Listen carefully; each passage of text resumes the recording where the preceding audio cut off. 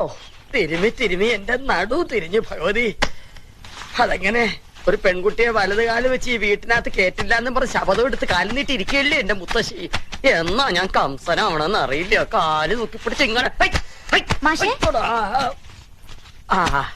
മാലു. എന്തായത് മാഷ് എനിക്കൊരു സഹായം ചെയ്തു തരണം. എന്താ ഡൈവേഴ്സ് വാങ്ങി തരണോ? കരുനാക്കൊണ്ട് അങ്ങനെയൊന്നും പറയല്ലേ മാഷേ.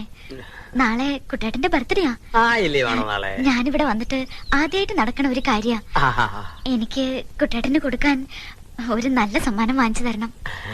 ഈ കുടുക്കയില് കാശെത്ര ഉണ്ടെന്നൊന്നും എനിക്കറിയില്ല. എന്നാലും കുറഞ്ഞതൊരു 500 രൂപയെങ്കിലും കാണും. അതിനെന്താ, ഞാൻ വാങ്ങിച്ചു തരാലോ. ഒരു ഭാര്യയ്ക്ക് ഒരു ഭർത്താവിന് കൊടുക്കാൻ പറ്റിയ നല്ലൊരു ഐറ്റം. ഇതൊന്നും കുട്ടേട്ടന് അറിയരുത്. ഇല്ലില്ല, അതെനിക്ക് നിർബന്ധ.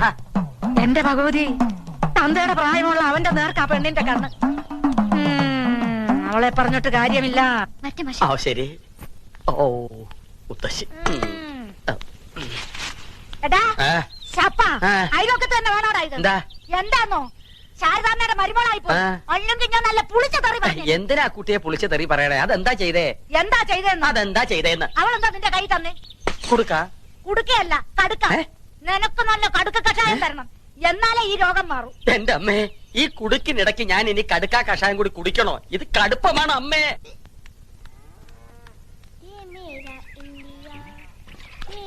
ഇവളാര്? Freedom fighter Sarojini Naidu.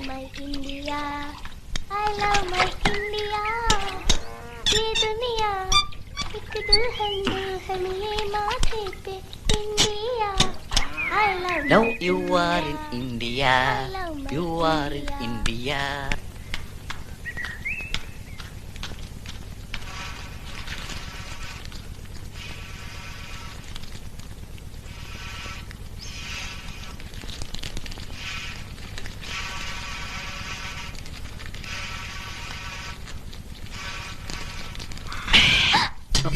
അയ്യോ, അച്ഛനും അമ്മയും അവരമ്പലത്തിൽ പ്രദക്ഷിണം വെച്ചോണ്ടിരിക്ക.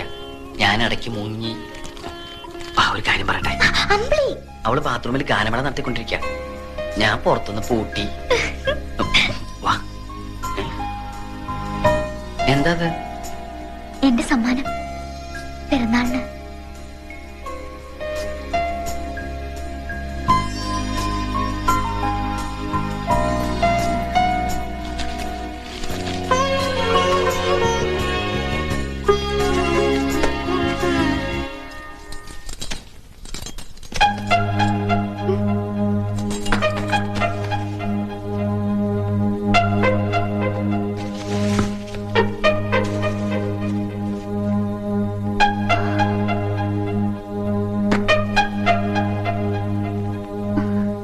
ഓഹോ, വിചാരിച്ച പോലെയല്ല, ബുദ്ധിയുണ്ട്. പക്ഷേ മനസ്സിലിരിപ്പ് വെളിവാക്കാൻ ഇങ്ങനൊരു ഗിഫ്റ്റ് വേണ്ടായിരുന്നു. High heel shoe, Bullworker, Fair and Lovely. 6 അടി പൊക്കവും വിരിഞ്ഞ നെഞ്ചും വെളുത്ത് ചുവന്ന ആപ്പിൾ പോലെ മുഖമുള്ള ഒരാളാ മാലുവിന്റെ മനസ്സിൽ അല്ലേ? അതുകൊണ്ടൊന്നും എനിക്കിനി അങ്ങനെ ആവാൻ പറ്റില്ല. വിരിഞ്ഞ നെഞ്ചില്ലെങ്കിലും മാലുവിനെ സ്നേഹിക്കുന്ന ഒരു ഹൃദയമുണ്ട് എനിക്ക്. മുഖം പോലും നോക്കാതെ നിന്റെ കഴുത്ത് താലി കെട്ടിയ എനിക്ക് തന്നെ കിട്ടണം. ഞാനല്ല ഇതൊന്നും വാങ്ങിയത്. കൈമൾ മാഷിന്റെ കയ്യില് പൈസ കൊടുത്ത് വാങ്ങിപ്പിച്ചതാ. അതിനകത്ത് എന്താന്ന് പോലും ഞാൻ നോക്കിയിട്ടില്ല. അയ്യേ, എന്താ ഇത്? കരയാ? ഞാൻ വെറുതെ പറഞ്ഞല്ലേ. കൈമൾ മാഷ്കുള്ളത് ഞാൻ കൊടുത്തോളാം. എനിക്കുള്ളത് വേണ്ട. എന്തിനാ ഈ അമാന്തം?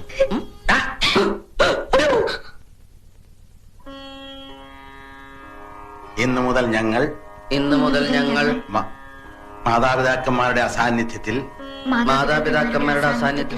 കാണുകയോ സംസാരിക്കുകയോ ചെയ്യുന്നതല്ല.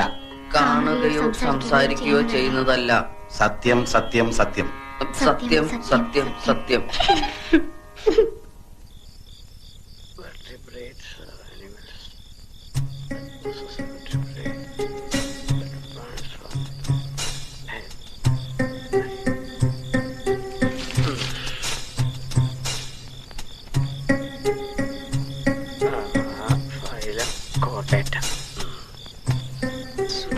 എന്റെ ബർത്ത്ഡേ ആക്കിയവനെ കാണിച്ചു തരാം.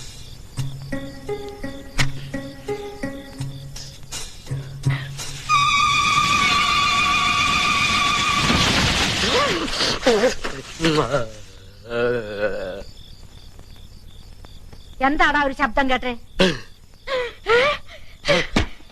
മുത്തശ്ശി മുത്തശ്ശി ചത്തോ? എന്നെ കൊതിപ്പിക്കരുതേ ഭഗവാനെ. എന്താടാ? മടിയായില്ലേ? ഓ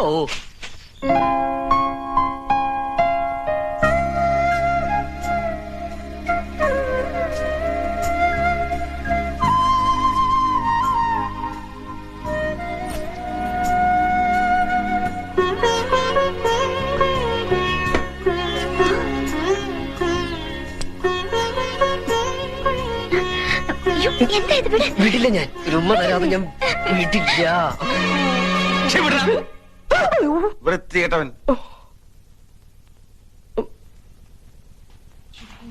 എന്താ അവിടെ ഒരു ബഹളം? അവൻ എന്നെ കയറി പിടിച്ചെന്നേ, അവളാണെന്ന് വിചാരിച്ച്. ഇനി എങ്ങനെ ധൈര്യമായിട്ട് അവനെ മുറി കയറി ചെല്ലും?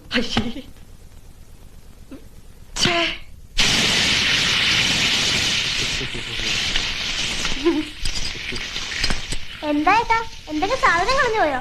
ആ അതെ, അല്ല അത് ഇന്നലെ ഞാൻ എന്റെ ഇൻസ്ട്രുമെന്റ് ബോക്സ് ഇവിടെ വെച്ചു. എവിടെയാവോ? അമ്മ അടുപ്പിനടുത്തെങ്ങാനും കണ്ടോ ഏട്ടൻ ഇൻസ്ട്രുമെന്റ് ബോക്സ്? അയ്യോ ഇപ്പൊ ഇവിടെ ഉണ്ടായിരുന്നു. നീ വരുന്നതിന് തൊട്ട് മുമ്പ് കൊടയും പിടിച്ചോണ്ട് ഇറങ്ങിപ്പോയി. എവിടെ പോയോ? എന്തിനാ ഏട്ടാ ഈ ഓന്ത് മൂക്കുപടി വലിച്ചു പോലെ നടക്കുന്നേ? ഓന്ത് നിന്റെ അച്ഛൻ. അതെ, ആ ഓന്തച്ഛനെ ഏടത്തിയുടെ വീട്ടിൽ കൊണ്ടാക്കാൻ പോയിരിക്കുക. ഇനി പരീക്ഷ കഴിഞ്ഞിട്ടേ തിരിച്ചു വരൂ. എന്തായി?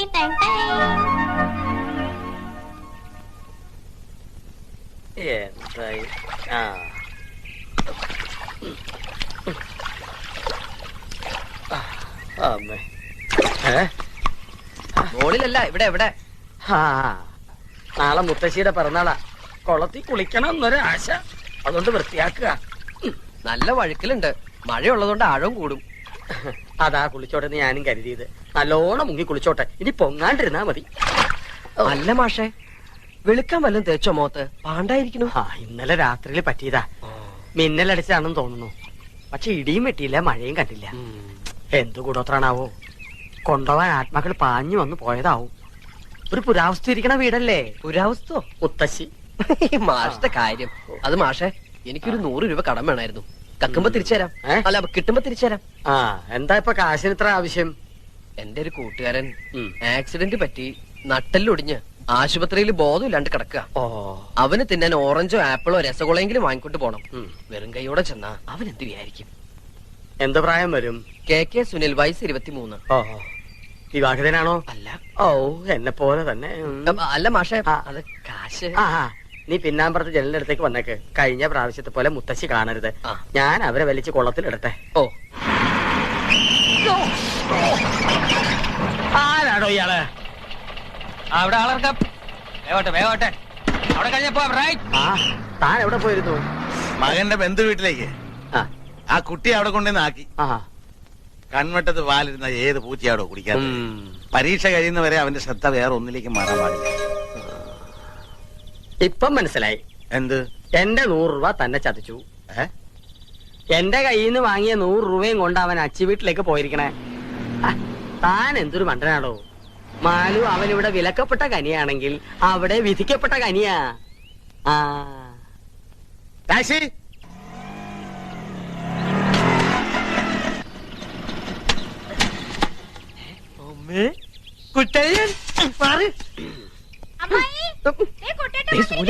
വണ്ടി തിരിച്ചോ. കുട്ടലിന്റെ തന്ത ഇപ്പൊ തന്നെ വന്നുള്ളൂ. ആണോ? ആപ്പിൾ ഓറഞ്ചൊക്കെ കുട്ടിക്ക് കഴിക്കാനാ. എന്നിട്ട് അപ്പൊ തന്നെ ഇഞ്ചി വിട്ട വാണം പോലെ തിരിച്ചു പോന്നു. എന്നിട്ട് മാലിന്യം കൊണ്ട് തിരിച്ചു പോയി. എന്താ കുട്ട ഒരു വിവരമില്ലാണ്ട്?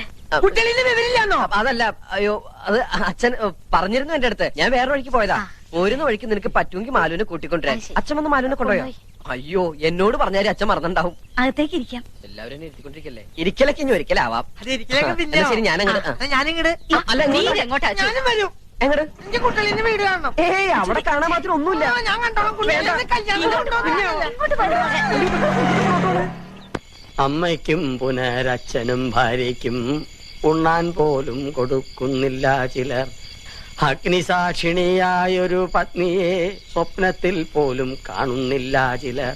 കണ്ടങ്ങിരിക്കും ജനങ്ങളെ കണ്ടില്ലെന്നു വരുത്തുന്നതും ഭവാൻ. 2-4 ദിനം കൊണ്ടൊരുത്തനെ ഫ്രണ്ടിലേറ്റി നടത്തുന്ന. നീ വന്നോ? ആശുപത്രിയിൽ നട്ടലൊടിഞ്ഞ് ബോധമില്ലാതെ കിടക്കുന്ന സുഹൃത്തിന് താൻ ഫ്രൂട്ട്സ് കൂടാതെ ബ്ലഡും കൂടി കൊടുത്തോ? എന്താ മുഖം വല്ലാണ്ട് വിളറിയിരിക്കുന്നു. 2 സ്ട്രായുമായിട്ട് അങ്ങോട്ട് ചെല്ലുക. അവിടെ ഒരു ഡ്രാക്കുല നിന്റെ ബ്ലഡ് ഊറ്റി കുടിക്കാൻ കാത്തിരിക്ക. ഇങ്ങനെ ആരാടാ ഡ്രാക്കുള? നിങ്ങളെ അല്ല, എന്റെ അപ്പൂപ്പൻ, നിങ്ങളുടെ കെട്ടിയോൻ. വന്നല്ലോ ഉത്തരക്കല്ല്. നേരെ കുളിമുറിലോട്ട് ചെല്ല്. ചൂടുള്ളവും കുഴമ്പ് റെഡിയാ. നന്നായിട്ട് തേച്ചങ്ങട് കുളിക്ക. അല്ലാണ്ട് ഓടി ക്ഷീണിച്ചതല്ലേ. ഈ മാസമെങ്കിലും 100 രൂപ സമ്പാദ്യപ്പെട്ടിടാമെന്ന് വിചാരിച്ചതാ. അത് ഗോപിയായി.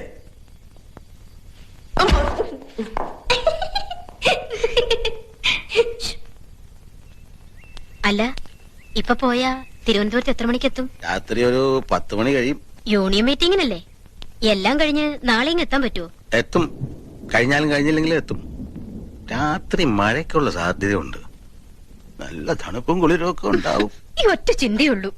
അയ്യടാ, നിന്റെ കാര്യം അല്ല പറഞ്ഞത്. ആ ചെറുക്കന്റെ മേലൊരു കണ്ണ് വേണം. പോത്തുപോലെന്ന് ഉറങ്ങിക്കളയരുത്.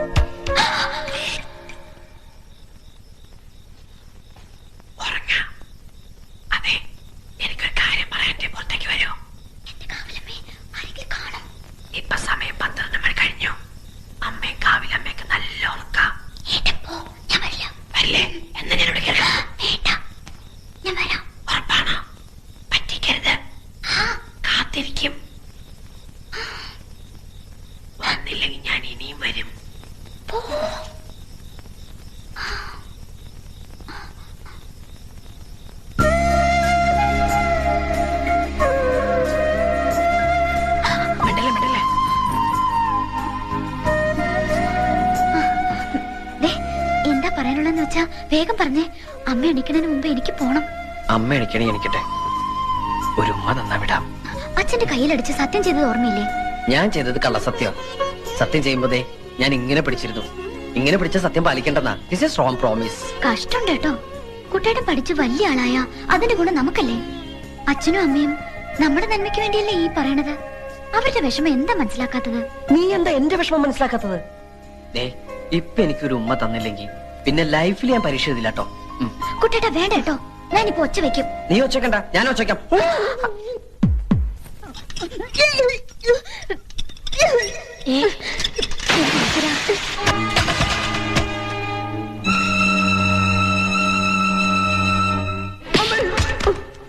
ഏതൊക്കെ വഴിയിലാ എന്നെ തോപ്പിക്കാൻ പറ്റുക നോക്കി നടക്കുക അല്ലടാ. എന്താ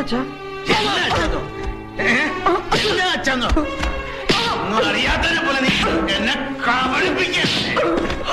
അറിയില്ലല്ലേ?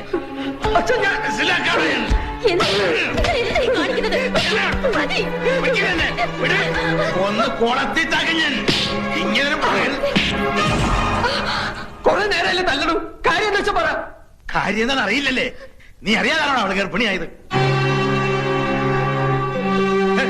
ചില്ലിക്കാശിന് വകയില്ലാതെ ഇപ്പോഴും തന്തയുടെ ചെലവിൽ കഴിയുന്ന തന്തയാൻ പോന്നു. അങ്ങനെയാണെങ്കിൽ തന്നെ അവൾ എന്റെ ഭാര്യയല്ലേ, അയൽവക്കത്തെ പെണ്ണൊന്നല്ലോ. തോന്യാസം കാണിച്ചിട്ട് നിന്ന് ചെലക്കുന്നോ? സ്കൂളിൽ പഠിക്കുന്നവ പെണ്ണ് കെട്ടിക്കൊണ്ട് വന്ന് ഞാൻ ക്ഷമിച്ചു. മനസ്സ് നീറുകായിരുന്നു, എന്നിട്ട് സഹിച്ചു. ഇത് ഞാൻ സമ്മതിക്കില്ല. ഈ കുഞ്ഞ് ജനിക്കാൻ പാടില്ല. അവളോട് വേഗം റെഡിയാൻ പറ. ആശുപത്രി പോണം. അത് തീരുമാനിക്കേണ്ടത് എന്റെ അച്ഛനല്ല. ഇവളുടെ വയറ്റിൽ കിടക്കുന്ന കുഞ്ഞിന്റെ അച്ഛൻ ഞാനാ. ഞാൻ തീരുമാനിക്കും. കുറെ ഞാൻ ക്ഷമിക്കണം. ഇത് പറ്റില്ല. എന്റെ കുഞ്ഞിനെ കൊല്ലണോ വളർത്തണോ എന്ന് തീരുമാനിക്കേണ്ടത് ഞാനാ, നിങ്ങളല്ല. പട്ടി എന്റെ കൺമുമ്പിൽ കണ്ടുപോലും എന്റെ വീടാ. എന്റെ ചെൽപ്പടിക്ക് നിൽക്കുന്നവർ മാത്രം മതി ഇവിടെ. നോക്കി നിൽക്കാൻ ഇറങ്ങി പോടാൻ നായ. നിങ്ങളുടെ ചൊൽപ്പടിക്ക് നിൽക്കുന്ന ഒരു നായ നിങ്ങൾക്ക് ആവശ്യം, അല്ലാണ്ട് മകനല്ല. അങ്ങനെ ഒരു നായായിട്ട് ഇവിടെ കിടക്കാൻ ഇനി എന്നെ കിട്ടില്ല.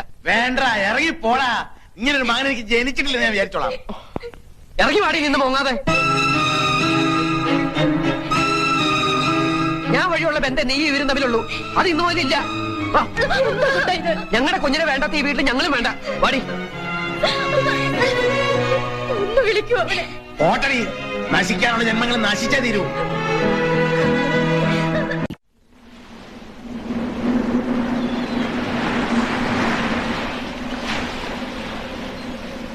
ദേഷ്യപ്പെടില്ലെങ്കിൽ ഞാനൊരു കാര്യം പറയട്ടെ. നമുക്ക് എന്റെ വീട്ടിലേക്ക് പോയാലോ? കുട്ടേട്ടന് എന്തെങ്കിലും ഒരു ജോലി കിട്ടണവരെ നമുക്ക് അവിടെ താമസിക്കാം. എന്നിട്ട് വേണം അച്ഛന് കൈകൊട്ടിച്ചിരിക്കാൻ.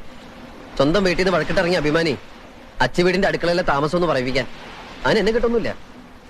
വാശിയുള്ള അച്ഛന്റെ മോൻ തന്നെ ഞാനും. ഇപ്പൊ എന്റെ മനസ്സിൽ ഒന്ന് മാത്രമേ ഉള്ളൂ. രാത്രിയാവുന്നതിന് മുമ്പ് നിന്നെ സുരക്ഷിതമായ ഒരു സ്ഥലത്താക്കുക. എവിടെ? ഇവിടെ അടുത്ത് കന്യാസ്ത്രീകൾ നടത്തുന്ന ഒരു വർക്കിംഗ് വിമൻസ് ഹോസ്റ്റലുണ്ട്. അവിടെ നീ സേഫ് ആയിരിക്കും. അതിന് ജോലിയുള്ളവർക്കല്ലേ അവിടെ അഡ്മിഷൻ കിട്ടൂ. അതിനൊക്കെ പരിഹാരം ഉണ്ടാക്കാം. പക്ഷെ അതല്ലല്ലോ പ്രധാന പ്രശ്നം. കല്യാണം കഴിഞ്ഞവരെ അവിടെ അഡ്മിറ്റ് ചെയ്യില്ല. അപ്പൊ പിന്നെ എന്ത് ചെയ്യും? അതിനിപ്പോ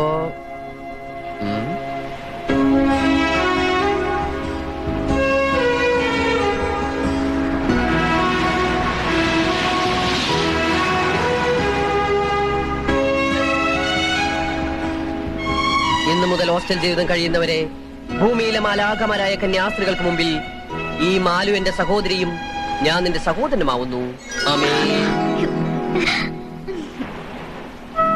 വേറൊരു നിവൃത്തിയില്ലാത്തോണ്ടാ മോളെ. ഇനി ആ താലിമാല കൂടി ഒരുക്കോ. താലി ഞാൻ ആരും കാണാതെ നോക്കിക്കോളാം. അയ്യോ, അതുകൊണ്ടല്ല. ഹോസ്റ്റലിലെ ഡെപ്പോസിറ്റും റെന്റും മെസ്സും എല്ലാം കൂടി കയ്യിലുള്ളതുകൊണ്ടൊന്നും മതിയാവില്ല. 1-2 ആഴ്ചക്കുള്ളിൽ എന്തായാലും ഇത് വെക്കേണ്ടി വരും. എന്നാ പിന്നെ അതിപ്പോ തന്നെ ചെയ്യാം. ഊരിതാ.